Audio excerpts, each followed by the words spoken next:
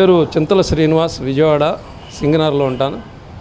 మొన్న జరిగిన ఘటన, ఢిల్లీలో జరిగిన ఘటన, ఇది యావత్ భారతదేశానికి అవమానం. ఎందుకంటే ప్రధాన జస్టిస్, ఇండియాకే ఒక జస్టిస్ ప్రతినిధి, ఆయన మీదే బూటకాలు విసరడం అంటే రాజ్యాంగంలో రాసుకున్నది జస్టిస్ చేస్తారే తప్ప మనువాదం చెప్పింది చేయాలనేది ఎక్కడ రూల్ లేదు. వారు చేసిన దానికి ఈ విధమైన థియరీ తీసుకోవడం అనేది మనువాదులకి ఇది కరెక్ట్ అయిన పరిణామం కాదు. దీనివల్ల ఏమవుతుందంటే మీకున్న ఇప్పుడు దాకా ఉన్న కాస్తో కోస్తో విలువ కూడా పడిపోతుంది. అది మీరు కాపాడుకోవాలి.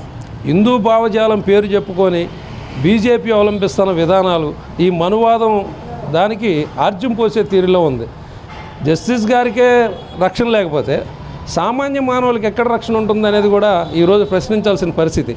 దళితులపైన దాడులు జరుగుతున్నాయి, కుల వివక్ష, అంటరానితనం కొనసాగుతుంది. అన్ని వేళ ఒక ఐఏఎస్ స్థాయిలోనే ఈ స్థాయి ఉంటే కింద స్థితిలో ఏ రకంగా ఉన్నది అనేది బయటకు రాని ఘటనలు ఇంకెన్ని ఉన్నాయి అనేది కూడా మనం ఒకరోజు ఈ క్షణం ఆలోచించాల్సిన పరిస్థితి. అంటే గవాయి గారి మీద జరిగిన దాడి యావత్ భారతదేశం మీద జరిగిన దాడి, మనువాదం భావజాలాన్ని రుద్దడం కోసం తీసుకొస్తున్న బీజేపీ వైఖరి కరెక్ట్ కాదు.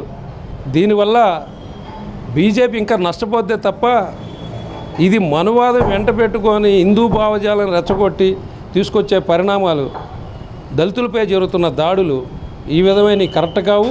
రాబోయే రోజుల్లో దళిత సంఘాలన్నీ ఐకమత్యమయ్యి రాబోయే రోజుల్లో దళితుల ఐక్యత చాటుకొని రాజ్యాధికారం తీసుకునే రోజులు దగ్గరగా ఉంటాయి.